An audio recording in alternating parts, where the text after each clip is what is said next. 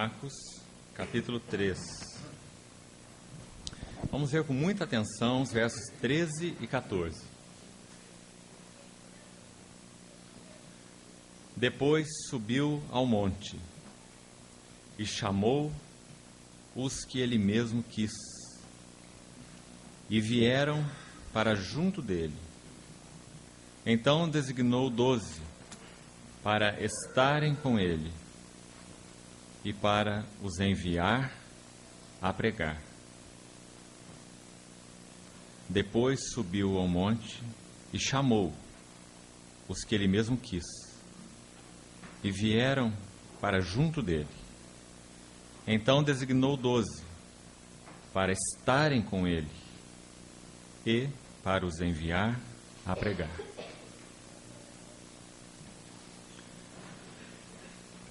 Pai, nessa manhã, mais uma vez juntos com tua igreja, teus filhos, nós pedimos ao Senhor que abra os céus para nós e revele-nos algo mais da glória da pessoa e obra do teu Filho, Senhor Jesus, e da gloriosa relação do Senhor com a tua igreja, o teu povo, aqueles que o Senhor chamou.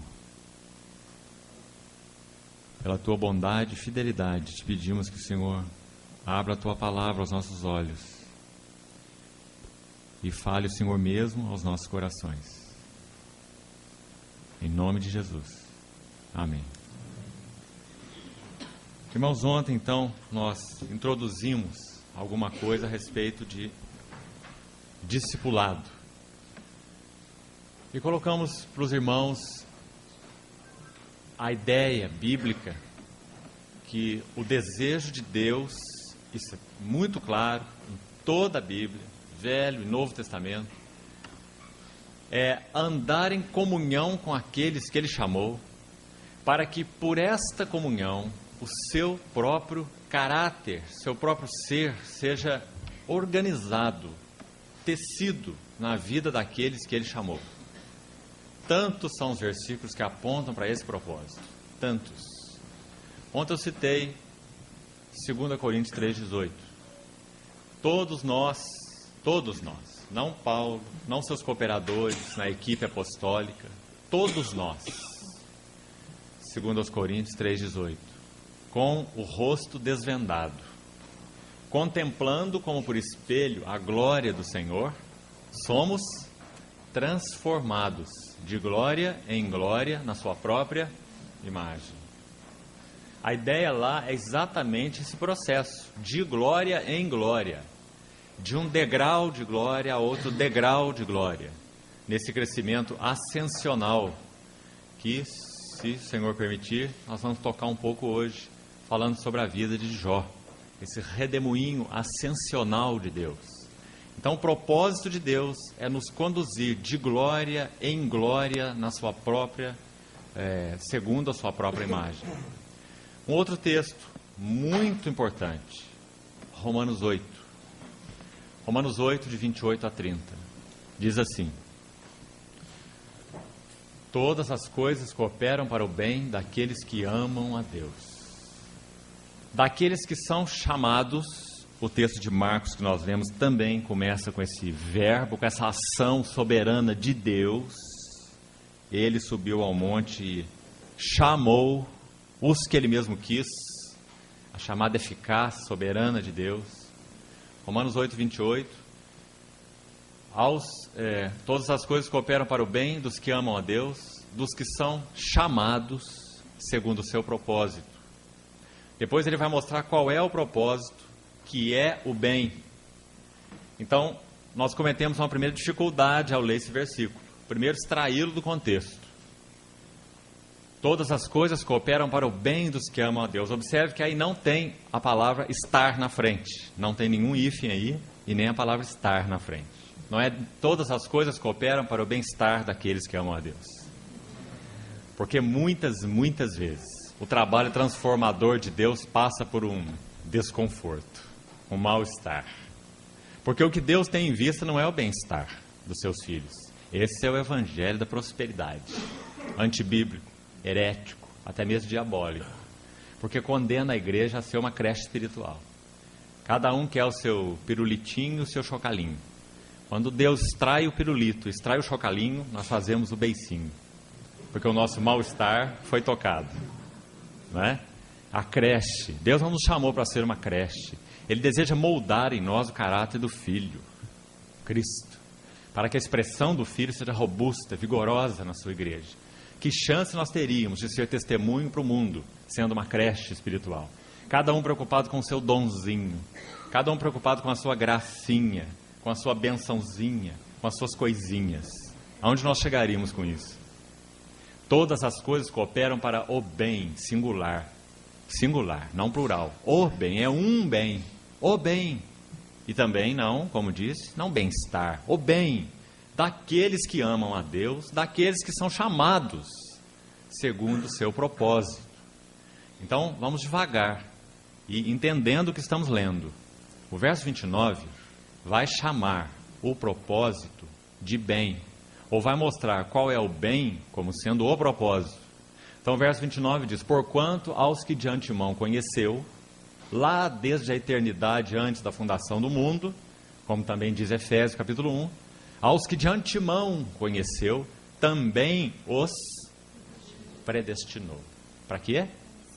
Para serem, olha a palavra importante, conformes.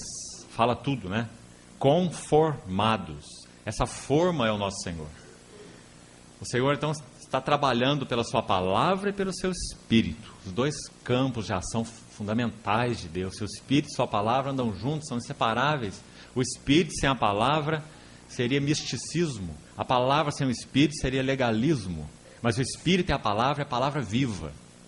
Então, predestinados para serem conformes à imagem do seu Filho, a fim de que Ele, que é o unigênito de Deus, o único, seja o primogênito entre muitos irmãos.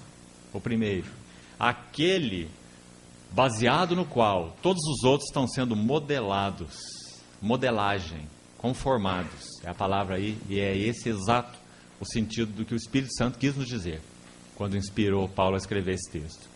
Então, mais um texto sobre o assunto, 2 Coríntios 3,18, Romanos 8, 28 a 30, e muitos mais.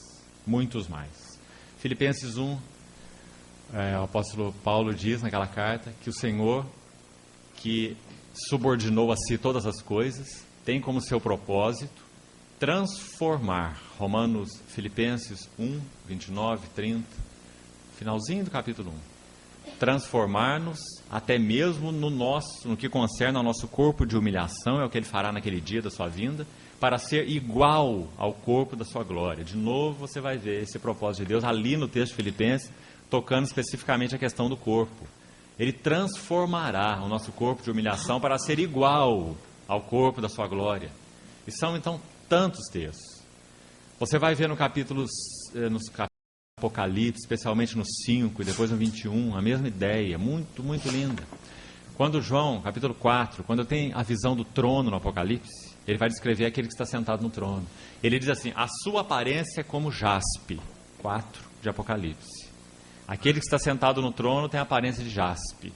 Quando ele vai descrever a Nova Jerusalém, no capítulo 21, ele vai descrever os fundamentos. E diz a palavra que os 12 fundamentos se referem aos 12 apóstolos do Cordeiro. Esses aqui de Marcos, que ele chamou os que mesmo quis. Então lá diz que o primeiro fundamento é de jaspe. E se você ler todas as listas que designam os nomes dos apóstolos, você vai ver que Pedro vem sempre em primeiro lugar. Simão Pedro. Simão significa instável, é o seu nome. O Senhor chamou Simão, instável, o filho do João, o João ninguém, para ser transformado de glória em glória na sua própria imagem. De tal forma que quando nós olhamos para o primeiro fundamento da Nova Jerusalém, no capítulo 21, a sua aparência é de jaspe. A mesma aparência do seu Senhor. A mesma aparência do Cordeiro que está sentado no trono, em Apocalipse, capítulo 4. O Senhor tomou aquele caco de barro, Simão, que nada é, que nenhum futuro tinha. O máximo que ele conseguiria na sua carreira esplendorosa de pescador seria um epitáfio no seu túmulo escrito: aqui jaz Simão, o filho do João, o melhor pescador da Galileia. Mas o Senhor pegou essa massa disforme e transformou de glória em glória na sua própria imagem. Então nós vemos Apocalipse 21, o primeiro fundamento é de jaspe, e esse é Simão Pedro. Irmão, que coisa maravilhosa, que magnífico chamamento. Que chance nós teríamos de viver qualquer tipo de vida relacional sem resposta a esse propósito? Como é que nós vamos falar sobre vida conjugal, sobre ser bom pai, disciplinar filhos, ser modelo, se nós não temos respondido a esse supremo chamado, a esse supremo propósito? Então, voltando ao texto de Marcos, ele chamou, assim como Paulo falou lá em Romanos, os que ele mesmo quis, isso é escolha soberana. Todas as vezes que você pergunta para o Senhor, por que eu? Ele tem dois tipos de resposta. O primeiro tipo de resposta está em Mateus 11, quando o Senhor passa por algumas cidades, prega o Evangelho, e as cidades o rejeitaram. E o Senhor era para sair daquelas cidades assim, triste, né? Passou, pregou, ninguém recebeu sua palavra, mas ele sai daquela cidade e adora. Mateus 11. Veja ali nos versos 25, 26, Mateus 11. E ele fala assim, esse verso que eu vou citar é o 25, especificamente. Ele diz assim, graças te dou, ó Pai. Depois de ter sido rejeitado em Cafarnaum e outras cidades, graças te dou, ó Pai, porque ocultaste essas coisas dos sábios e entendidos e as revelaste aos pequeninos.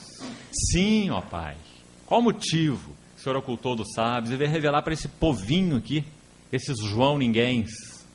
Porque assim foi do teu. Esse é o motivo.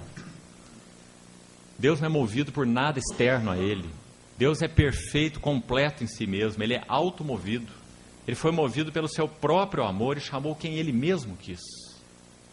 Então, o Senhor Jesus adora, mesmo a sua palavra e até mesmo a sua pessoa, ter sido rejeitado naquelas cidades. Porque assim foi do teu agrado. Tudo me foi entregue pelo meu Pai. Ninguém conhece o Pai senão o Filho, ninguém conhece o Filho senão o Pai. E aqueles a quem o Filho quiser revelar. Quem creu em nossa pregação e a quem foi revelado o braço do Senhor. Então, será que a nossa vida cristã começa por aí ou será que começa conosco? Nós fomos atraídos por aquela igreja, como nós chamamos, nós fomos atraídos por aqueles irmãos, nós encontramos um ambiente social de convivência, lá eu me sinto tão bem, lá eu escuto a palavra, lá eu ouço uns cânticos. Onde que nós temos tido a visão da origem do nosso chamamento? Ele chamou. Sabe, quando nós olhamos para a igreja, nós vemos que o Senhor Jesus morreu por essa massa que se chama a igreja. Isso é uma verdade bíblica, mas ela tem que ser singularizada. Paulo diz assim, ele me amou e a si mesmo ele se entregou por mim. Esse mim, é tão importante, né? Então ele chamou os que ele mesmo quis. Agora veja só o verso 13. E vieram para junto dele. Interessante que Marcos, e saiba bem, um comentário importante, apenas de passagem. Sabe quem está por trás do Evangelho de Marcos? Quem? Pedro. Não há nenhuma dúvida. Pedro. Irmãos, há expressões técnicas usadas apenas por pescadores nesse Evangelho. Técnicas. E Pedro usa pelo Evangelho todo. É ele quem está por trás do Evangelho de Marcos. É no Evangelho de Marcos que Pedro dá detalhes da sua negação ao Senhor. Nenhum outro evangelista dá, porque foi ele quem negou. Então ele passa a sua experiência através do Evangelho de Marcos. É a mente de Pedro na pena de Marcos. Nunca esqueça isso. Então quando você vai ver o relato da negação do Senhor por Pedro, só o Evangelho de Marcos registra que Pedro não apenas negou o Senhor, mas que Pedro praguejou. Só Marcos diz que ele praguejou. E a palavra no original significa anátema. Ele reprovou. Significa considerar maldito. Ele não apenas negou o Senhor, mas falou, esse Jesus é anátema. Esse Jesus é maldito. Essa foi a qualidade da negação de Pedro. Ele praguejou e disse, eu não conheço esse homem. Então quando ele chegou ao zero absoluto, é assim que o Senhor trabalha em nossas vidas. Isso é crescimento espiritual. Ele pendura o nosso corpo naquela corda, na boca do poço. E na medida que ele vai tratando conosco, ele vai fazendo assim com a corda. Ó. O nosso corpo vai descendo. Até que toque o fundo do poço. Mas essa mão que segura a corda é tão hábil. Ela sabe dosar. Não nos sobrevém provação que não fosse humana. Mas Ele é fiel, não permitirá que sejais provados além das vossas forças. Mas juntamente com a provação vos dará livramento, para que a possais não fugir dela, não escapar dela, mas para que a possais suportar. Porque através desse trabalho do Senhor, de soltar a corda, Ele vai trabalhando nossas vidas, descendo, descendo, descendo. Importa que Ele cresça e eu diminua. Cristo vai sendo formado em nós, tecido em nós. E nós vamos procurar esclarecer um pouco mais esse processo hoje. Então, Pedro está aí por trás desse evangelho, dizendo, vieram para junto dele, não apenas vieram para ele. Irmão, é aqui que a nossa vida conjugal começa, a nossa vida relacional em qualquer aspecto. Vieram para junto dele. Quem é você? Quem é você? Será que você entrou na fila sem saber onde a fila vai dar? Ou você foi chamado pessoalmente por um Senhor que tem um propósito, que tem uma determinação e graça que nos foi concedida em Cristo lá nos tempos eternos. E essa determinação é mudar-nos de glória em glória. Jeremias, se não me engano, capítulo 48, e se não me engano também o verso 11, quando o Senhor se refere a Moabe, que é uma figura da nossa carne, é uma figura da carne no Velho Testamento, Jeremias 48, 11, diz assim que Moabe foi para o cativeiro, mas o seu sabor não se alterou. Ele não foi mudado de vasilha em vasilha. E ele repousou nas borras do seu vinho.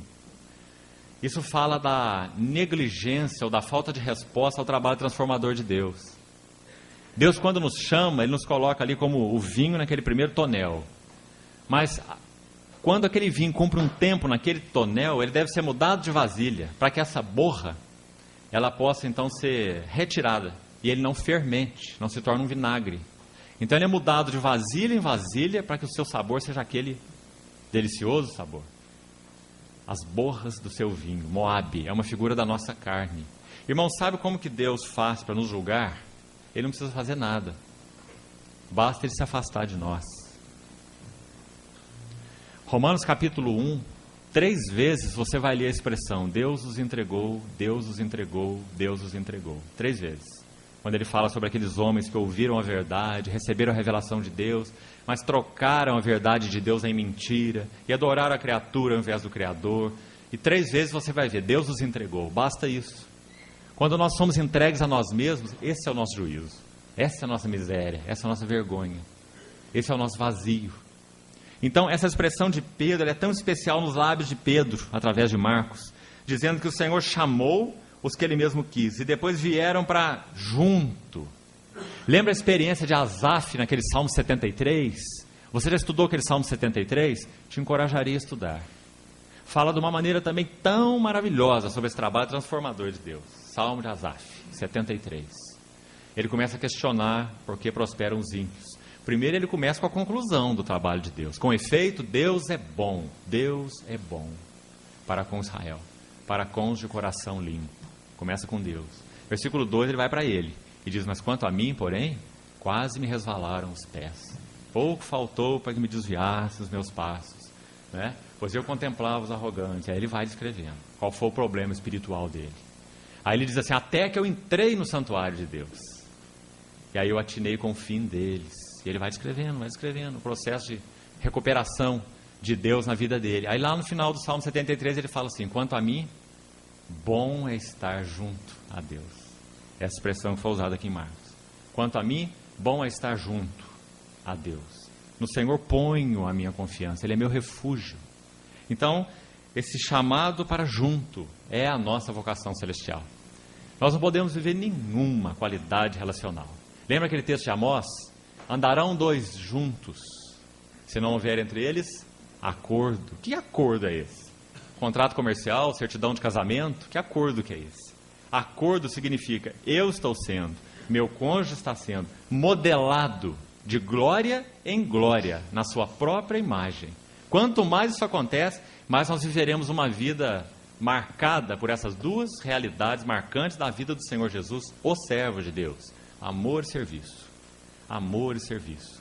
A natureza do amor é dar, repartir, compartilhar, dar, não é? E isso se expressa então em serviço. Nós vamos encontrar a nossa realização na realização do outro, realizando o outro. né? Isso é exatamente o oposto do que o pecado fez conosco. Nós, por natureza, procuramos usar o outro para a nossa satisfação. E é aí que está a nossa miséria. Nós procuramos nos realizar usando o outro. Ai daquele que cruza o nosso caminho, o caminho da nossa realização. Seja em pensamentos, em palavras, em atitudes, em ideias, em ações ou reações. Ai daquele que cruza. E o que mais sofre é o nosso cônjuge, porque é o primeiro que cruza o caminho da nossa felicidade. Não é? Então, irmãos, que chance nós teríamos de viver vida conjugal nesse estado miserável? Só na medida em que nós formos respondendo ao chamado magnífico desse Senhor. E quando nós olhamos para o caráter desse Deus que nos chamou, você não fica espantado?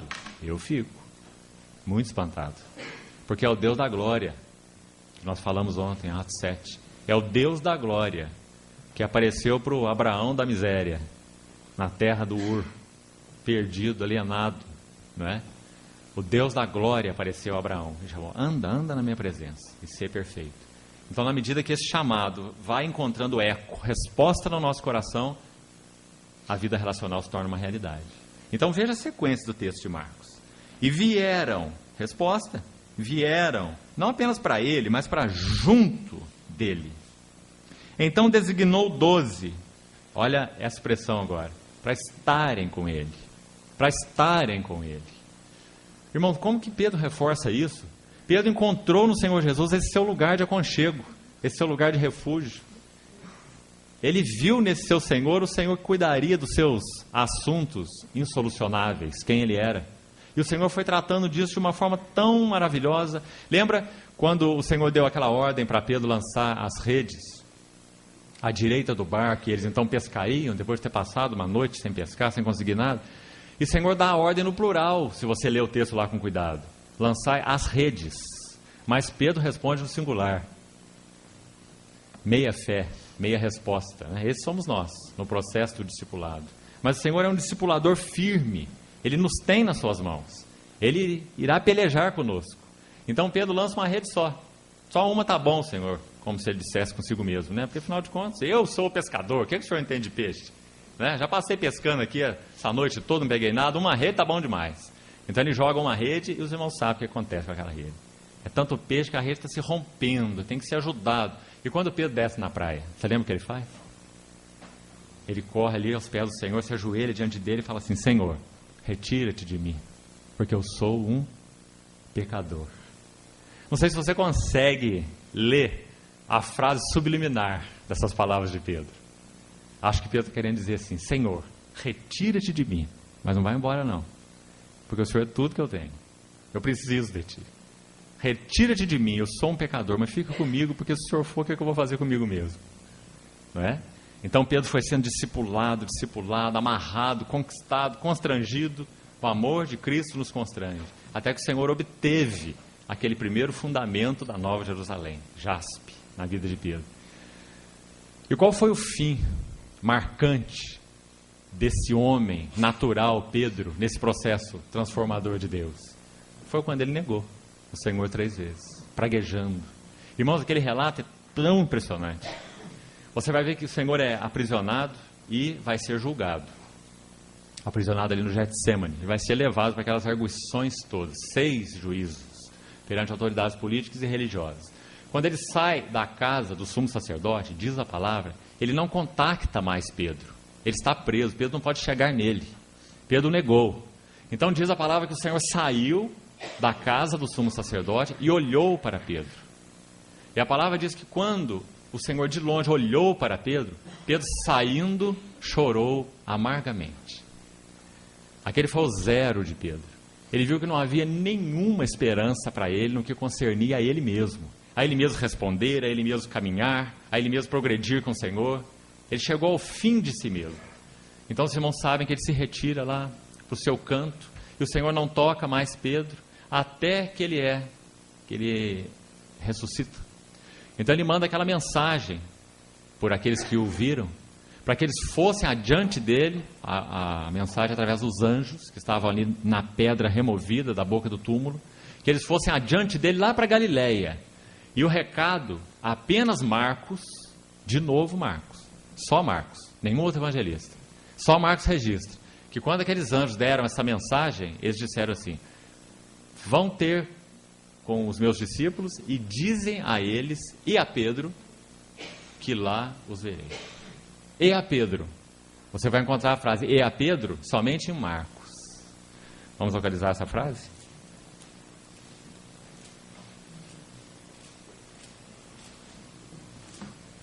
Marcos 16, no último capítulo. Marcos 16, versículo 7. Mas ide, dizei a seus discípulos, são os anjos que estão falando, ali da porta do túmulo, da tumba.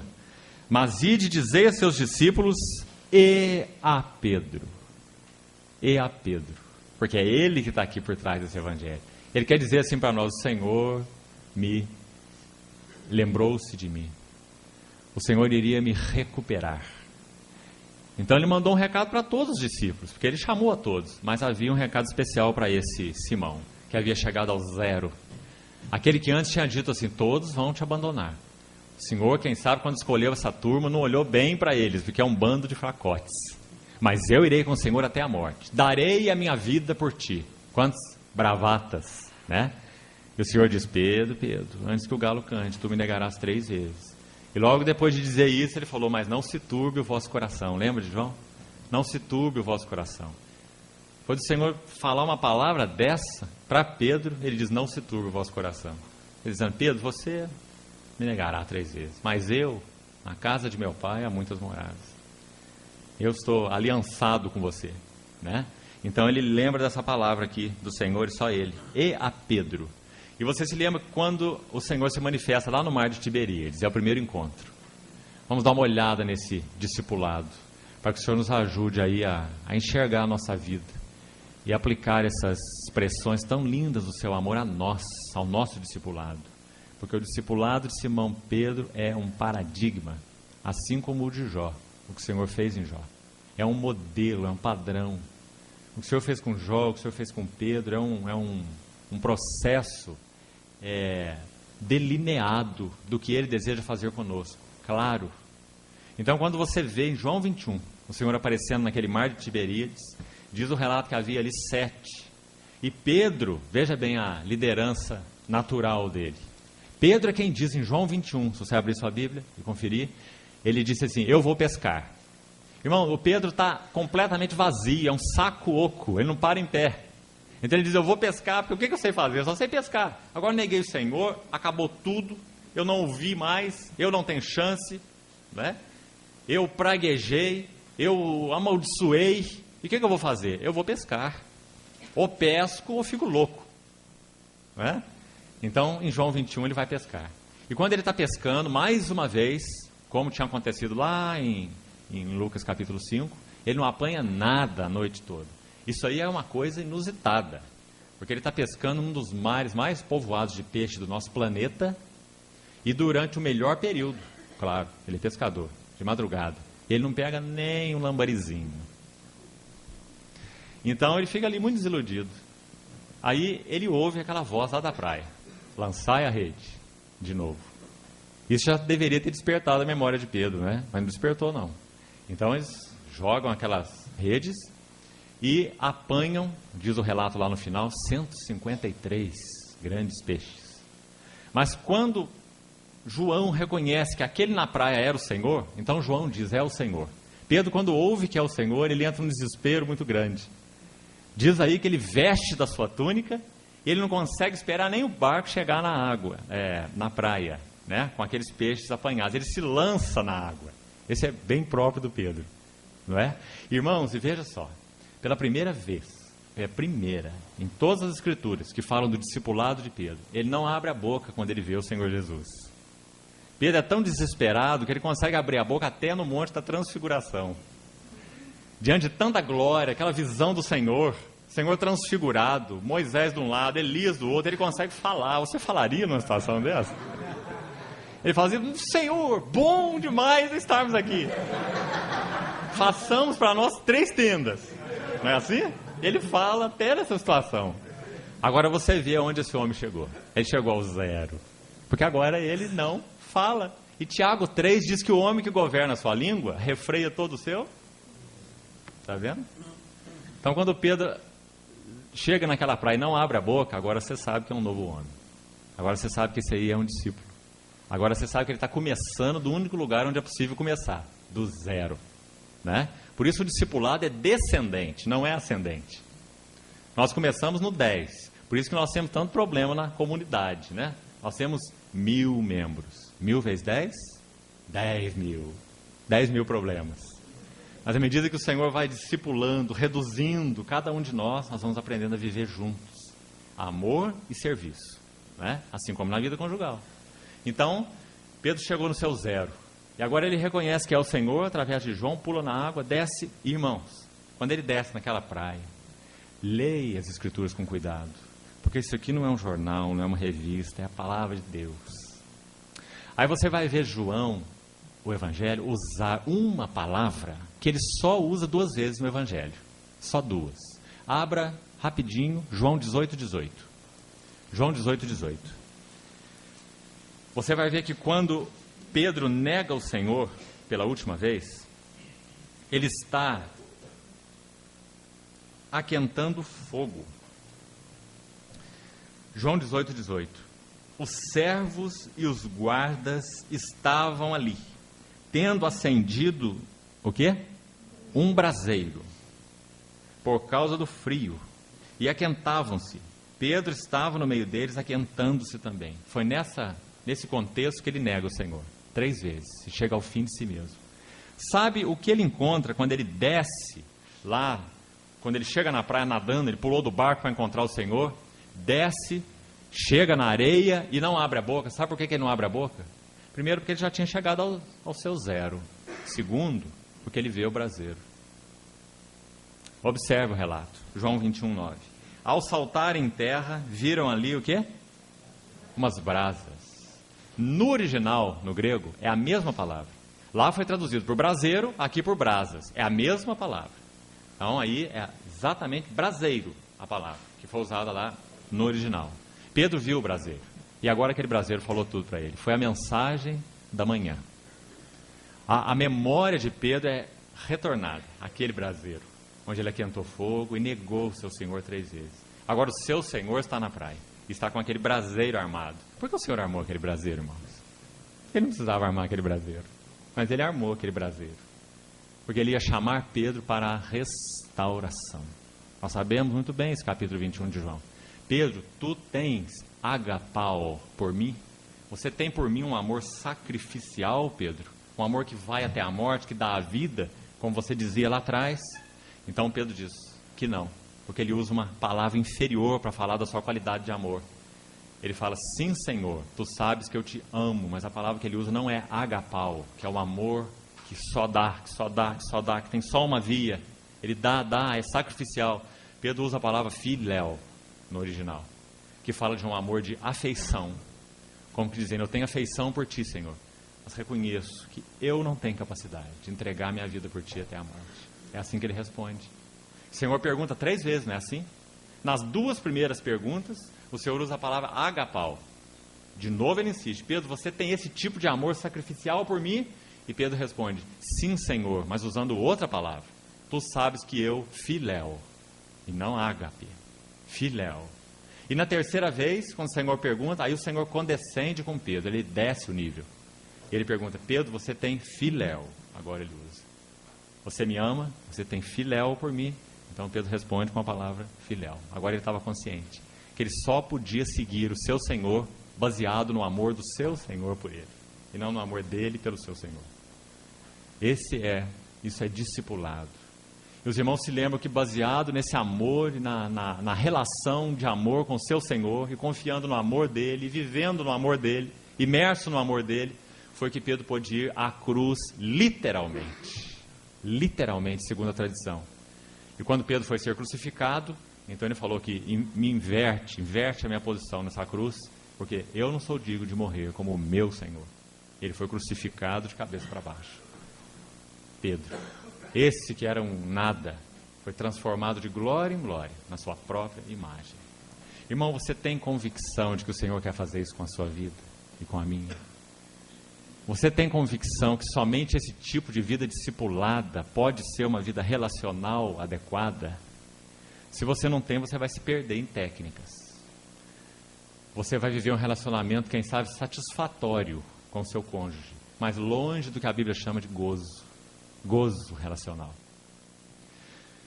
Vamos então voltar um pouquinho aí ao Evangelho de João e vamos compartilhar um pouquinho ainda desse discipulado agora em João capítulo 15. Vamos fazer essa mesma leitura nesse capítulo 15 de João.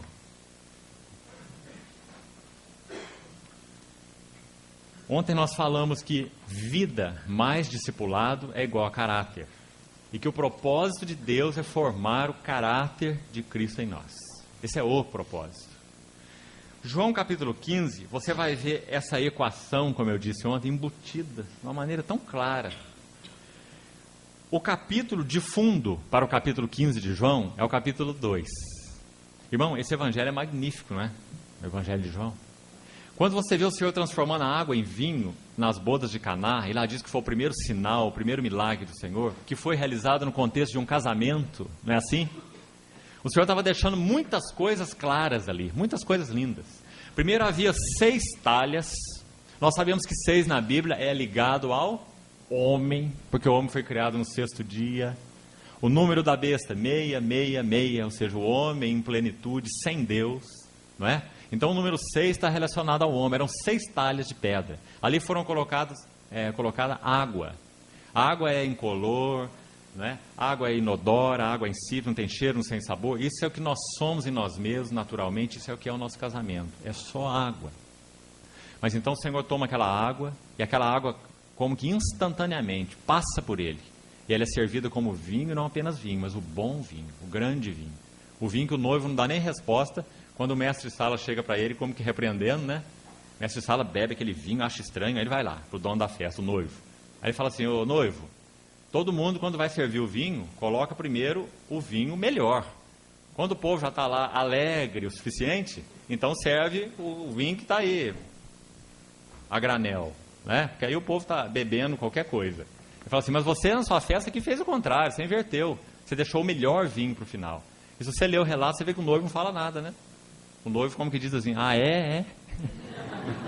Eu não sei de nada, onde que estava esse vinho? Ele não responde nada, né?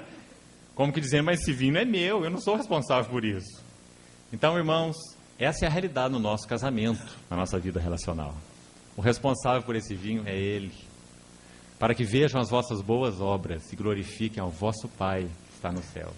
E quando nós olhamos o capítulo 15 de João, agora o Senhor vai nos explicar o que aconteceu nas bodas de Caná. No capítulo 15 de João. Como que ele começa esse capítulo? Eu sou a videira verdadeira. Agora ele explicou João 2 para nós. Por que ele transformou aquela água em vinho? Porque só existe um tipo de coisa que pode transformar a água em vinho. Essa coisa é videira. Não tem nada que possa produzir vinho. Existe um veículo para o vinho ser produzido. Esse veículo chama videira. Você não tem vinho através de nenhuma outra árvore, né? Você não sintetiza vinho. Você só produz vinho através da videira. É a árvore própria para nos dar vinho. Ela existe para isso. Então o Senhor falou, eu o sou. Ele reporta, né? Aquela expressão do Velho Testamento. Eu sou o que sou, Moisés. Eu sou o que eu sou. O Deus inesgotável, né? O Deus pleno, perfeito, completo. O Senhor toma essa palavra. Essa grande palavra do Jeová do Velho Testamento, aqui em João, muitas vezes. Eu sou a porta, eu sou o bom pastor, eu sou a ressurreição à vida, eu sou o caminho, verdade à vida. E aqui, eu sou a videira verdadeira. E aqui um detalhe importante. João nunca usa a palavra verdade ou verdadeira como antônimo de mentira no seu evangelho. Ele sempre usa a palavra verdade ou verdadeira como antônimo de sombra, de tipo, de figura. Tipo e antítipo. Sombra e realidade. Então quando ele diz eu sou a videira verdadeira, ele não está dizendo que tudo aquilo que veio atrás era mentiroso. Ele está dizendo que tudo aquilo que veio atrás era figura, era tipo, era sombra. Ele é a realidade. Eu sou a videira real, seria a tradução mais exata aqui. Eu sou a videira que tem realidade. Eu sou. E depois ele diz, meu pai é o agricultor. Meu pai é quem me plantou. Hebreus diz que ele introduziu o seu primogênito no mundo, se referindo à encarnação. Então meu pai é o agricultor, ele vivia do pai, ele vivia pelo pai. Irmãos, assim como a ovelha, o Senhor usa a figura da ovelha para falar do nosso discipulado, Ele é o pastor, nós somos as ovelhas. No que concerne ao mundo vegetal, poucas árvores são mais frágeis do que a videira. Poucas. A videira precisa ser cuidada, mas cuidada mesmo. Se um cantinho da videira, quem conhece aí a parreira, como é chamada talvez aqui nessa região, sabe que se ela não for podada no tempo certo, muito bem cuidada, os ramos, as folhas de baixo serem expostas ao sol, elas apodrecem. A parte de cima fica viçosinha, a parte de baixo podre, completamente podre, seca, porque não foi exposta ao sol. Então ela tem que ser constantemente podada, as folhas secas tiradas, os ramozinhos, para que ela esteja bem ensolarada, muito frágil. Então o Senhor diz, eu sou a videira verdadeira, porque o verbo se fez carne, e meu Pai é o agricultor. Mas isso é verdade não apenas em relação ao Senhor Jesus, é verdade em relação a nós. Porque se você olha para uma árvore aí qualquer, você pode ver muito facilmente tronco e galhos. Mas se você olha para a videira, não é? A videira é uma trepadeira, é um cipó. Não tem tronco, propriamente. Se confunde ramo e tronco, não é assim? Porque a união de Cristo com o seu povo é tão íntima, uma união orgânica. Ele está em nós, nós estamos nele.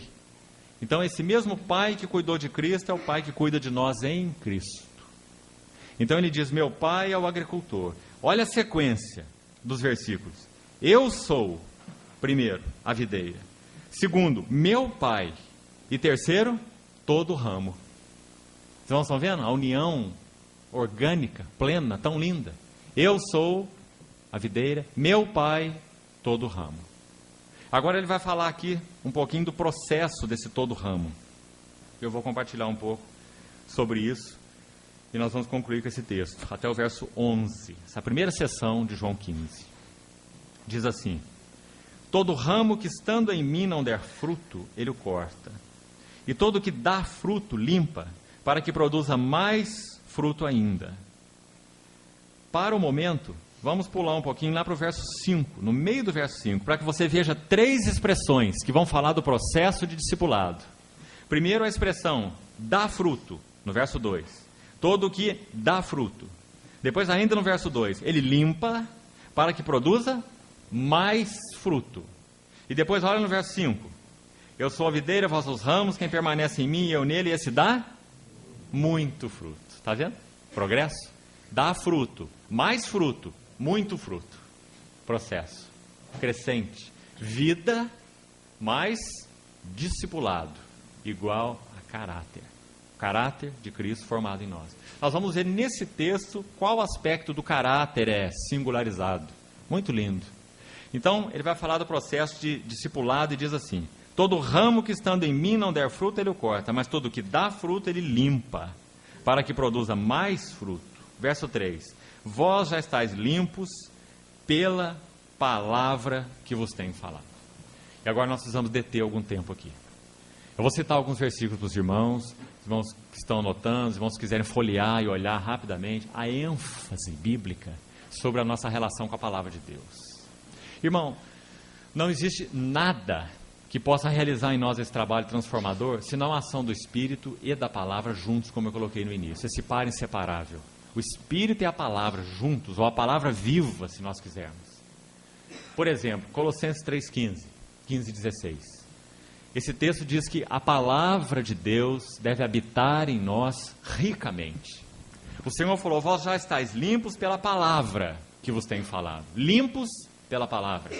Colossenses diz que a palavra de Deus deve habitar ricamente em vós.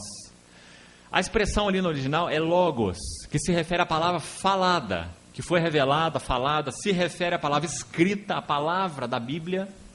Em outros lugares, a expressão palavra, no original grego, é rema, não é logos. Aí em Colossenses 3:15, né? 16, é logos, porque a ideia aí é que o nosso coração deve ser uma dispensa. Guarde essa figura. No que concerne a nossa casa física, nós sabemos administrar bem, né? Nós não deixamos a dispensa vazia. Se deixamos, vamos ter problema, né? Nós frequentemente procuramos manter a dispensa cheia. Mas e no que concerne ao nosso coração, a nossa relação com Deus? Paulo diz, habite ricamente. Não é pouca coisa, não. Não é só lá 1 litro de óleo, não, né? Fala que acabar, você vai ter aperto. é ricamente, habite ricamente em vós, a palavra de Cristo. Por quê? Essa palavra, logos. Porque quando o Espírito de Deus, ele está então processando esse trabalho transformador nas nossas vidas, e ele não para com esse trabalho, irmãos, o que ele faz todo o tempo é soprar a palavra que está estocada no nosso coração. Mas soprar onde não há estoque, não tem nada para soprar. Quero citar um exemplo para os irmãos. Um homem de Deus chamado Yu, Y-U, irmão Yu, um chinês. Ele foi preso durante a Revolução Comunista na China. Ele era um professor. E ele foi levado a uma arguição pelas autoridades comunistas. E as autoridades comunistas, então, o colocaram ali, naquele patíbulo, e disseram assim: professor, nós não queremos fazer nenhum mal para você. Você tem esposa, você tem filhos. Nós queremos que você continue pregando o Evangelho, como você tem feito. Mas você vai pregar o Evangelho da nossa maneira. Então, Lucas capítulo 15, a parábola do filho pródigo, você vai pregar assim: o filho pródigo é o proletariado. E o boi cevado, que foi morto para festejar quando ele voltou, é o sistema comunista. Então, a única chance para o proletariado é o sistema comunista. Então, o professor olhou para aqueles juízes e disse assim: eu não posso pregar essa mensagem, porque essa mensagem não é o Evangelho. E eles disseram assim: e você também não pode continuar em sociedade. E dali ele não voltou para sua casa. Ele já saiu para um retiro de campo de concentração. Quando ele estava no ônibus, que estavam levando diversas pessoas para esse lugar, ele relata, e nós ouvimos há 20 e poucos anos atrás, ele permaneceu nesse campo de concentração 22 anos. Em um campo onde as pessoas não sobreviviam mais do que 1 ano. Era um campo de trabalhos forçados, de plantação de arroz. E aquelas plantações são alagadas, numa região muito fria. Então, eles diziam, os prisioneiros que já estavam lá, eles diziam assim: olha, fique de olho no seu corpo. O inchaço vai subindo em você. Seus pés vão inchando, sua coxa vai inchando e a sua barriga vai inchando. Quando o inchaço chegar no seu ventre, você morre. Aqui ninguém sobrevive mais de 1 ano. Ele ficou 22 anos, até ser libertado. Ele voltou para sua família, depois de 22 anos. Então, quando ele estava nesse ônibus, ele estava olhando para as pessoas. E ele disse que via prostitutas, que via ladrões. Ele olhava para aquelas pessoas e pensava consigo mesmo: o que eu estou fazendo dentro desse ônibus? Com esse tipo de pessoas, o que eu fiz? E ele dizia que enquanto conjecturava isso, o Espírito de Deus, usando a palavra de Deus, Logos, que habita ricamente no coração. Isaías 53. O Espírito de Deus soprou aquela palavra no espírito do nosso irmão, dizendo assim: ele foi contado com os transgressores e por eles intercedeu. Ele sobreviveu 22 anos naquele campo de concentração, como ele diz, sustentado por esta palavra. Todas as vezes que a sua fé esmorecia, ele se lembrava dessa palavra. Ele foi contado com os transgressores. E nós ouvimos esse irmão compartilhar sobre 1 Pedro. O tema da epístola de 1 Pedro é sofrimento e glória.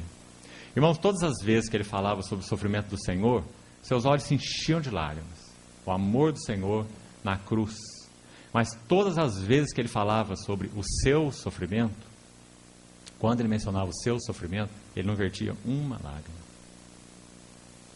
E os irmãos, poucas vezes durante sua pregação, ele fazia menção a um fato ou outro. E os irmãos o constrangeram no último dia a dar um testemunho, para que, especialmente os mais jovens que ali estavam, pudessem ser encorajados. E no último dia, então, ele deu um testemunho a respeito da sua história, da sua experiência lá. E mesmo quando dava o seu testemunho, a ênfase daquele irmão era mostrar que nós somos sustentados apenas por uma relação vigorosa com o nosso Salvador, pela sua palavra, por aquilo que conhecemos dele, porque a vida cristã não pode ser improvisada. Vida cristã não é questão de você apertar um botão na hora da aflição, então você vai ter o consolo instantâneo. Vida cristã não tem improvisação. Vida cristã é uma qualidade de vida relacional com o Senhor, ou temos ou não temos. O Senhor nos chamou para desenvolvermos essa relação, essa forte relação, para que então nesse processo de discipulado, a pessoa dele vá sendo formada em nós. E esse é todo o nosso tesouro. Ainda vaso de barro, mas tendo um tesouro. O vaso nunca vai se tornar de ouro. Sempre vai ser um vaso de barro, vulnerável e frágil. Mas aquele tesouro está ali dentro, bem formado. Oséias capítulo 14, verso 5. Oséias 14, 5. Tem uma metáfora muito linda do crescimento espiritual. Muito linda. Lá diz que todo esse crescimento espiritual, esse discipulado ao Senhor, começa com Ele. Oséias fala assim: serei para Israel como orvalho. Não é isso? 14:5. Serei para Israel como orvalho. Sem orvalho não tem cedro, não tem lírio, como vai dizer, não tem nada, né? O orvalho é que rega, o orvalho é que dá vida. O Senhor falou: eu sou o orvalho, Ele é a fonte, Ele é o autor da vida. Eu serei para Israel como orvalho. Agora presta atenção, o que Ele fala sobre nós? Israel lá, nós aqui, povo de Deus. Olha essas duas características, irmãos. Impressionante. Elas não conseguem andar juntas, senão de forma paradoxal. Porque a vida cristã é paradoxal. Então ele diz: eu serei para Israel como orvalho. E ele, Israel, fará o quê? Lançará, florescerá como lírio. Então primeiro vamos pensar no lírio. Frágil demais. Uma chuva mais forte derruba a flor de lírio. Florescerá como lírio. É lindo, mas é tão frágil. Florescerá como lírio. Agora a outra figura, qual é? E lançará as suas... Presta atenção, irmão. Presta atenção. Lançará suas raízes. Como? Segundo botânicos, o cedro do Líbano chega a ter 100 metros de raízes. Você planta o cedro aqui e ele se alimenta de água daquela lagoa lá embaixo. 100 metros de raízes. Quem arranca um cedro? Nada, ninguém. Então o Senhor está dizendo: esse é o meu povo. Agora, aonde que está o vigor, a força do cedro? Ninguém vê. Da terra para baixo. Se as nossas raízes estão bem fincadas, arraigadas, alicerçadas em Cristo, isso não é para exibição pública, irmão. O Senhor não nos comprou para sermos bibelôs de armário. O Senhor nos chamou para ser cedros do Líbano. Não é para ficar exibindo nossa vida pública, nossa vida privada com o Senhor para ninguém. Lembra quando Salomão abriu todos os seus tesouros e mostrou? Lembra quando Sansão falou do seu segredo de vida interior para Dalila? Nossa vida secreta com o Senhor não é para ser exibida, não é para os olhos dos outros, é só para Ele. Lançará suas raízes como cedro do Líbano, abaixo da terra, seu vigor, sua força, e florescerá como lírio. Quem olha da terra para cima é lírio, mas da terra para baixo é cedro. Temos, porém, esse tesouro em vasos de barro, para que a excelência do poder seja de Deus e não de nós.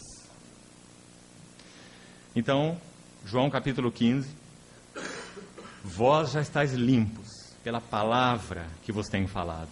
Agora o Senhor vai falar desse processo da palavra em nós.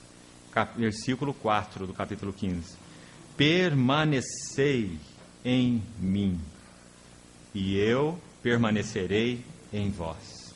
Permanecei. Se quiserem, uma outra expressão também muito preciosa: habitai. É o sentido da palavra aí, no original. Habitai em mim. Lembra que nós lemos ontem Efésios 3, a oração de Paulo? E assim, habite, né? Cristo nos vossos corações. Fixar residência. Habite para baixo, fixe residência. O Senhor está falando: habitai em mim e eu habitarei em vós. Irmão, o Senhor Jesus foi nos dado para ser o nosso lugar de habitação, para ser o nosso lugar de vivência. Onde nós vivemos nossas 24 horas por dia? Irmãos, que dano a nossa mente e a visão aí filosófica e religiosa e legalista da vida cristã, quanto nos perturba, não é? Porque nós faccionamos nossa vida. A vida para isso, a vida para aquilo, a hora do lazer, a hora não sei do que. O salmista diz assim, Davi: Senhor, o Senhor é minha alegria, o Senhor é minha porção, o Senhor é minha herança. Claro, existe hora de trabalho, sim, existe hora de dormir, existe hora de alimentar, existe hora para tudo. Existe hora de reunir, não é? Mas trancar Deus nesses compartimentos é vergonhoso. Porque nós somos chamados para viver num ambiente que se chama Cristo. Respirar essa atmosfera, trabalhar nele, falar nele, ouvir nele, viver nele, amar nele, servir nele. Se nós saímos dessa atmosfera, nós temos condição de nada. Ele vai dizer logo aí: porque sem mim, nada Guarda essas 3 palavras. Sem mim, nada. Isso tem que ser um marco na nossa vida. Não é intelectual, é relacional. Sem mim, nada. Sem mim, nada. Nós já fomos suficientemente marcados por isso? Será? Na nossa vida relacional, na nossa vida corporativa. Sem mim, nada. Sem mim você vai esperar dos outros. Sem mim você vai querer o que não deve. Sem mim você vai ter motivação impura. Sem mim você vai ser um hipócrita, um religioso, um legalista, um místico. Sem mim, nada. Habitai em mim, e eu habitarei em vós. Como não pode o ramo produzir fruto. Que coisa, né?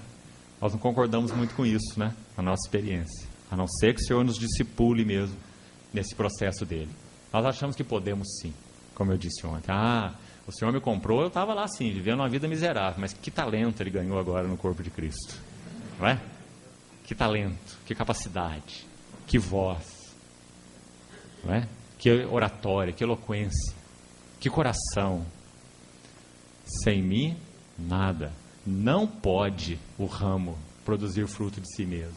Imagina a tolice daquele raminho da videira, o raminho, olhando para o cacho de uva e achando que o cacho de uva é dele. Né? Ele é uma tolice, porque ele sabe que ele nada mais é, senão um ramo. E ele é, onde está o privilégio dele? Ele é o atravessador, né? Ele é o veículo por meio do qual a seiva passa. Porque também se não tiver o ramo, o cacho não tem onde ficar pendurado. O cacho está pendurado no ramo. Mas o cacho não é do ramo, o cacho é da videira. Eu sou a videira verdadeira. Não é? O que a gente vê no livro de Atos? A videira se movendo, né? Pela face da terra. A videira vai para lá, a videira vai para cá, a videira entra no Império Romano. Tem lugar que a videira vai chegando assim numa cidade, o povo já vai tremendo. Esses que têm transtornado o mundo têm chegado até nós. Não é assim que a gente vê em Atos? A videira vai se movendo no livro de Atos. Mas quando as pessoas querem adorar o ramo, aí o ramo rasga a roupa. O ramo rasga a sua roupa e fala assim: nós somos homens como vós. Lembra de Paulo? Naquela cidade? Nós somos homens, nós somos só homens. Fica olhando para nós não. Né? Não pode o ramo produzir fruto de si mesmo. E se não permanecer, habitar na videira. Irmãos, onde estamos habitando nós? Você marido, você esposa, onde você mora? Perto do pastor Glênio? Ou na videira verdadeira? Onde você habita? Né? Se não habitar na videira. Assim, vamos ver com bastante cuidado, nem vós o podeis dar. Sabe, irmão? Para que o Senhor preste atenção nesse princípio espiritual. Princípio é princípio. Deus não negocia seus princípios. Para que Deus use qualquer tipo de dom natural que Ele nos deu, um exemplo, nem todos são músicos, não é? Tem pessoas que um violino e um oboé é a mesma coisa, não é? Alguns têm talento musical, dados pelo Senhor, não tenha dúvida. Salmo 119, ele diz que: Senhor, as tuas mãos me fizeram e me afeiçoaram. É o Senhor que tece isso tudo em nós, como homens naturais, né? Sejam ímpios ou sejam cristãos, todos os homens, somos feitura dele. Só que eles não reconhecem, não têm o Senhor, né? Mas para que esses talentos sejam usados, eles têm que morrer. Totalmente. Então, se você observar o que o Senhor fez, por exemplo, com Abraão, quando ele concedeu Isaac, você vai entender muito bem. Isaac era dom de Deus, definitivamente um dom de Deus. Quem pode negar? O filho do velhinho com a velhinha estéril. O filho do impossível. Isaac era um dom de Deus, não era? Era, definitivamente. Filho da promessa. Qual o problema? A relação de Abraão com o dom de Deus, chamado Isaac. Aquela relação tendia a se tornar confusa. Então, Abraão edificou 4 altares na vida dele. E altar fala desse trabalho transformador de Deus. Consagração, entrega, baseado na revelação de Deus. Na tua luz, vemos a luz. Deus revelava a Abraão, Abraão erguia o altar. Deus revelava de novo, mais um altar, de novo, mais um altar. O altar é sempre consequência da revelação. Adoração não é atitude de baixo para cima. Adoração é uma reação à revelação de Deus do alto, em Cristo Jesus. Então ele ia erguendo seus altares. Quando no último altar erguido, capítulo 22 de Gênesis, ele coloca o seu filho, Isaac, a quem amas. Tão lindo aquele capítulo. Por quê? Porque, irmãos, a marca da vida de Abraão e dos patriarcas era a vida de altar e tenda. Não é assim? Eles erguiam altares e habitavam em tendas porque eram peregrinos, seguindo então a Deus e caminhando com Ele. Abraão, digamos que ele pegou Isaac como dom de Deus e colocou direto da sua tenda, sem passar pelo altar. E tudo que nós recebemos e armazenamos na nossa tenda tende a nos amaldiçoar, a nos corromper. Então o Senhor, naquele dado momento, ele diz: Abraão, estou vendo alguma coisa dentro da sua tenda que não passou pelo meu altar. Então agora toma teu filho, teu único filho, Isaac, a quem amas, e oferece a mim em holocausto. E os irmãos conhecem toda a história. Quando aquela faca então estava para descer sobre aquele menino, o coração de Abraão tinha sido recuperado, porque Abraão morreu. O Senhor não queria matar Isaac, ele queria matar Abraão. E quando Abraão então morreu, então agora o Senhor podia recuperar. Agora pode pôr Isaac aí na tua tenda. Eu vou cumprir a promessa que eu fiz através dele. Tudo o que recolhemos na tenda, sem passar pelo altar, há de nos corromper. Então, irmãos, isso é tão necessário ser aplicado em todas as nossas relações. O que há na sua vida, irmão? O que há no seu relacionamento conjugal que não passou pelo altar? Seu trabalho já passou pelo altar? Seu dinheiro, suas posses, seus bens já passaram pelo altar? Sua esposa, seus filhos já passaram pelo altar? Alguns irmãos aqui tiveram a experiência aí do trote do sequestro, tão conhecido aí no nosso país. Será que aqueles que sofreram isso, que pertencem ao Senhor, reconhecem e enfrentaram isso de forma real, né, como luta real? Será que compreendem o que o Senhor quis forjar neles? Que as nossas mãos são o lugar mais perigoso e as mãos do Senhor são o lugar mais seguro. Que nós não retemos nada nas nossas mãos. Tudo pertence a Ele. Agora, nós conhecemos isso na Bíblia e na teoria. Mas o Senhor quer nos levar a palmilhar essa verdade. Tudo pertence a Ele. Tudo vem de Ti, Senhor, e das Tuas mãos nós te damos. Então, irmão, no discipulado a Cristo, Ele quer cravar essas verdades profundas em nós. Ele é o nosso tesouro. Nós nada temos. Nós não governamos nada. Nós não temos controle sobre nada. Nós não podemos mudar o outro. À medida que o Senhor vai nos mudando de vasilha em vasilha, e que os nossos relacionamentos vão tendo sabor. Sabor alterado, como diz lá Jeremias, né?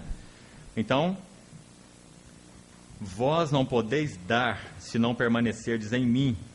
Eu sou a videira e vós os ramos. Quem habita em mim e eu nele, esse dá muito fruto, porque sem mim nada podeis fazer. Se alguém não habitar em mim, será lançado fora à semelhança do ramo, e secará, e o apanham, lançam-no no fogo e o queimam. Presta atenção. Se habitardes em mim, até agora ele vem dizendo apenas o habitar em mim e habitar em mim. Mas olha como o Senhor é um professor maravilhoso. Ele quer nos levar à experiência relacional. Então agora ele vai nos ajudar. Vai nos ajudar a entender o que é habitar nele. Porque nós podíamos fazer essa pergunta. Senhor, eu quero habitar em Ti. O que é habitar em Ti? Será que isso é tão espiritual, tão mágico, tão místico, que eu não posso tocar isso? Eu quero habitar, eu quero viver no Senhor, eu quero permanecer em Ti. Você já leu aquele livretozinho, A Prática da Presença de Deus? Daquele monge chamado Lourenço. Irmão Lourenço é o seu nome. Era um monge, cozinheiro de um mosteiro. E ele escreveu esse único livro, A Prática da Presença de Deus. Maravilhoso. Irmão, não tem poucas coisas mais barulhentas do que uma cozinha. Uma cozinha, uma grande cozinha. Veja lá o exemplo dessa cozinha aí. Não é? É movimento o dia todo, prepara uma refeição, lava aquela coiseira, já vai preparando a outra e lava a outra coiseira. A cozinha é barulhenta. Não é? Esse irmão Lourenço, ele era cozinheiro. Olha o livro que ele escreve, A Prática da Presença de Deus. Dá para praticar a presença de Deus na cozinha. No meio do barulho, no meio do entra e sai, do vai e vem. Porque a prática da presença de Deus é mais do que consciente. está além do consciente. É uma atmosfera. Se vive na presença de Deus. Vive-se na presença de Deus. É uma atmosfera, é um lugar de habitação. Se fosse consciente, a hora que você está dormindo, você não está na presença de Deus. A hora que você está estudando um assunto lá, você não está na presença de Deus. Irmãos, permanecer na presença de Deus é algo que vai muito além do consciente. É algo espiritual. Significa que em nenhum momento, nada tem permissão de te separar dele. Então, se em algum momento, se você é um ramo que habita na videira, se em algum momento, qualquer sugestão de motivação, de pensamento, vem ao teu coração que fere, que ofende ao Espírito Santo, aquilo é rejeitado. Porque a sua habitação é permanente em Cristo. Não depende de você estar consciente ou não consciente. Não é nessa esfera. Está muito além dessa esfera. Mas à medida que você vai, então, desenvolvendo essa prática da presença de Deus, é que você vai percebendo isso. Que você permanece. Então é muito diferente. Você vai ouvir as pessoas em Cristo. Você vai ouvir o mundo em Cristo. Lembra o Senhor Jesus pregando, que coisa maravilhosa? Ele usava as coisas mais naturais, mais simples do dia a dia.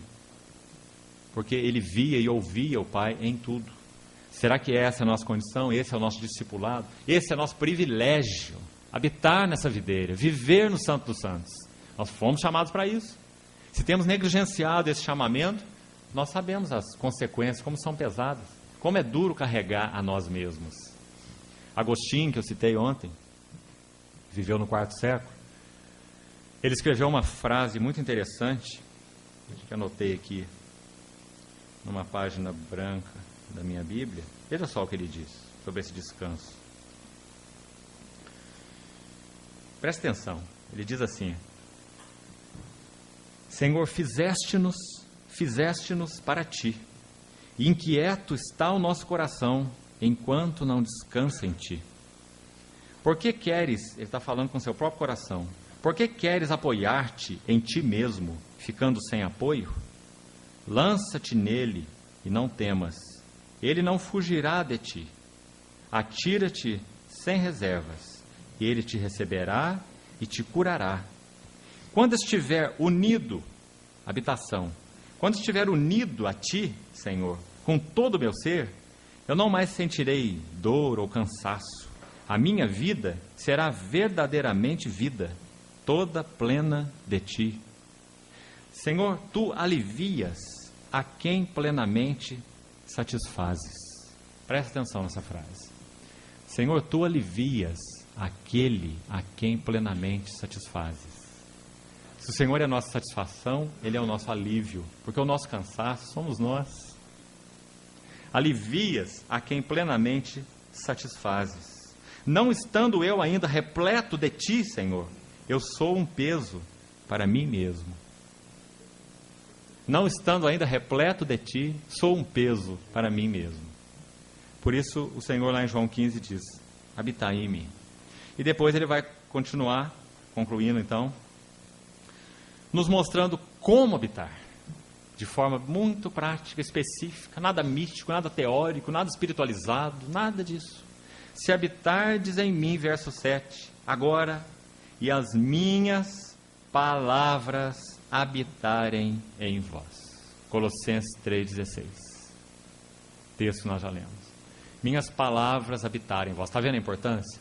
Irmão, leia a palavra de Deus, estude a palavra de Deus, memorize a palavra de Deus, estoque a palavra de Deus no seu coração, gaste tempo com a palavra de Deus. Ela é a chave da nossa vida relacional com o Senhor. O Senhor conservou essa palavra escrita, logos, na nossa mão, sobre sangue de mártires, de irmãos e de irmãs.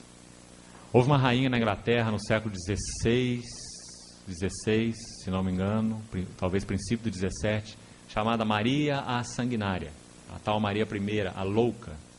E ela deu uma ordem durante o seu governo que todos os cristãos, todos os lares onde fosse encontrada uma Bíblia, o chefe daquele lar deveria ser degolado e parte do seu sangue deveria ser retirado, recolhido numa bacia, e a sua Bíblia deveria ser mergulhada no seu sangue. Porque o diabo não detesta apenas a vida do povo de Deus como testemunha, ele detesta a Bíblia. Ele tem pavor da Bíblia. Porque a Bíblia é a autorrevelação de Deus em Cristo Jesus. À medida que a palavra de Deus é aberta, e todos os movimentos de avivamento genuínos na história da igreja nos concederam isso, uma Bíblia aberta. Não adianta você abrir no Salmo 91, largar lá no cantinho, assim, para abençoar a casa, não. Não é? É abrir a palavra, para que a palavra possa habitar no teu coração. O legalista, fariseu, não entendeu o que o Senhor falou em Deuteronômio 6. Quando ele falou que essa palavra devia estar por frontal, entre os seus olhos. Não é isso? E amarrada nas suas mãos, não é isso? Nos filactérios. Então, o que eles fizeram na época deles lá, dos fariseus, na época do Senhor Jesus? Eles recortavam, faziam uma caixinha de couro, tipo um porta-versículos, que nós temos hoje de madeira, eles faziam de couro. Então, eles faziam aquelas caixinhas de couro, recortavam trechos das Escrituras e punham na caixinha. E amarravam aquilo na mão, filactério. Então, o Senhor falou assim, eles alongam os seus filactérios. Aí, se você olhasse para um deles lá, ele está com uma caixinha pequenininha, você fala, nossa, aquele lá tem pouquinho da palavra de Deus. Aí outra caixinha mais comprida, fala, aquele lá é mais erudito. E o outro está com um caixotão lá que mal consegue carregar, né? E o outro amarrava assim, imagina, parecia um cabrito, né? Aquele chifre na frente, assim. A palavra de Deus amarrada na testa. Não foi isso que o Senhor quis dizer, né? Que assim ela está do lado de fora. O Senhor falou que a palavra dele deveria governar a nossa visão, o nosso entendimento. Tudo o que pensamos, transformai-vos pela renovação da vossa mente, para que experimenteis a boa, perfeita e agradável vontade de Deus. Em Colossenses ele diz assim, pensai nas coisas lá do alto, onde Cristo vive, assentado à destra de Deus. Em Filipenses 4 ele diz assim, tudo que é puro, santo, amável, verdadeiro, de boa fama, seja isso que ocupe o vosso pensamento. Filipenses 4. Foi isso que o Senhor quis dizer. E não para sair amarrando versículo no corpo inteiro. Não é? Então ele diz, as minhas palavras habitarem em vós. Está vendo? Ele está nos ensinando o segredo da vida de comunhão. Ele está nos ensinando o segredo da habitação celestial, da habitação em Cristo. Habite ricamente em vós a palavra, minhas palavras permanecerem em vós. João 6,63. João 6,63. Ele diz, porque as palavras que eu vos tenho dito são espírito e são vida. Né? Então, se as minhas palavras permanecerem em vós, pedireis o que quiserdes e vos será feito. Nisto, concluindo lá o texto que eu citei é João 6,63. Né? As palavras são espírito e são vida, por isso habite ricamente em vós. Minhas palavras permanecerem em vós. Então, lá continuando no capítulo 15 e concluindo, ele diz, nisto é glorificado meu Pai, em que deis muito fruto, e assim vos tornareis o quê? Irmão, não está claro, não é muito claro. Fruto, mais fruto, muito fruto. Certo? Processo. No versículo 3, limpos pela palavra. Isso aponta, faz alusão à questão do novo nascimento. Vós já estáis limpos. Lembra lá em João 13, quando o Senhor está lavando os pés dos discípulos, Pedro não compreendeu aquilo, queria, o Senhor então, já que o Senhor o repreendeu, você não vai ter parte comigo. O Senhor falou, então não lava só o pé, Senhor, lava o corpo todo, lembra? E o Senhor falou assim, quem já se banhou, não necessita lavar, senão somente os pés. Pedro, você já é meu, eu já te purifiquei. Usando a linguagem mais adiantada do Novo Testamento, nós podíamos dizer, Pedro, você já nasceu de novo, você já me pertence, minha vida já está em você, você não tem que tomar um banho inteiro, você tem que lavar os seus pés diariamente da poeira do mundo, desse embaçamento, para que você possa permanecer em mim. Não é? Senão você não tem parte comigo. Ele não diz parte em mim, ele diz parte comigo. Ele está falando de comunhão. João 13. Aqui é a mesma coisa. Então é fruto, mais fruto, muito fruto. Versículo 3, limpos pela palavra, novo nascimento. Versículo 8, final, discipulado. O propósito do novo nascimento é discipulado. É fruto, mais fruto, muito fruto. Assim vos tornareis meus discípulos. Como o Pai me amou, também eu vos amei. Habitai no meu amor. Então nós estamos vendo aí ajuda dupla. Habitai em mim. Como? Minhas palavras habitando em vós. O que significa isso? Habitar no meu amor. Está vendo como o Senhor nos ajudou? Será que nós temos mantido uma relação fresca de amor com Ele? para com Ele. Isso é marca de permanecer, uma relação fresca de amor. Será que nós não temos impedido que nada, permitido que nada nos separe dEle? Será que nós temos colocado todos os nossos caminhos diante dEle? Temos aprendido a esperar nele, confiar nele, permanecei no meu amor. Então, o último verso, ou penúltimo, se guardardes os meus mandamentos, de novo, palavra, permanecereis no meu amor. Então o Senhor está fazendo intercâmbio aí. Habitar nele, ter as palavras habitando em nós e habitar no seu amor é a mesma coisa. E o verso 10, parte final. Assim como eu tenho guardado os mandamentos do meu Pai e no seu amor permaneço. Ele conclui essa sessão, primeira sessão do capítulo 15. Tenho-vos dito essas coisas, para que o meu gozo, olha a videira, palavra-chave para a videira, gozo, vinho é gozo, né? Para que meu gozo esteja em vós e o vosso gozo seja completo. Que lindo capítulo. Ele começa com eu sou a videira e termina com meu gozo e vosso gozo. Essa é a finalidade da videira. Esse é o nosso chamamento celestial.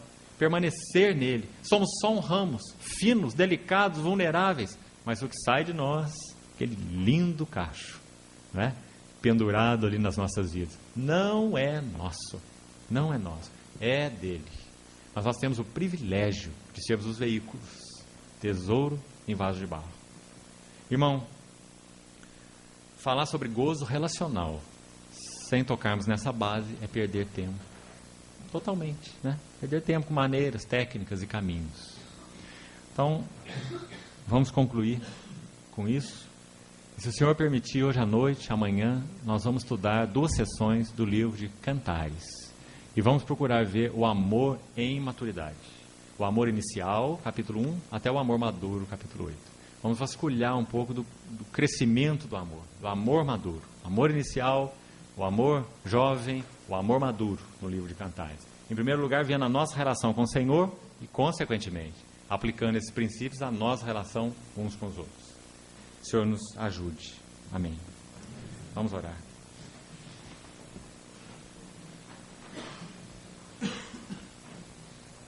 Pai, nós só podemos agradecer-te em Cristo Jesus, porque o Senhor nos chamou com tão grande chamamento. Que privilégio para nós sermos ramos da videira verdadeira. Que privilégio para nós podermos ser cuidados pelo Senhor. Muito obrigado porque podemos habitar em Ti. Termos as Tuas palavras habitando em nós. Senhor, quanto carecemos de crescer na experiência dessa vida relacional com o Senhor. Encontrarmos em Ti a nossa residência. Fixarmos em Ti a nossa residência. Senhor, amarra-nos pelo Teu amor. Constrange-nos a correr após Ti. Ganha todas as reservas do nosso coração. Ganha todos os recônditos. Na Tua luz, vemos a luz. Pedimos ao Senhor que traduza na história da nossa vida pessoal e da nossa vida conjugal a Tua palavra nessa manhã. Só o Teu Espírito pode interpretá-la dentro da nossa história. Nós pedimos que o Senhor faça isso, ganhando-nos mais para Ti. Em nome de Jesus. Amém.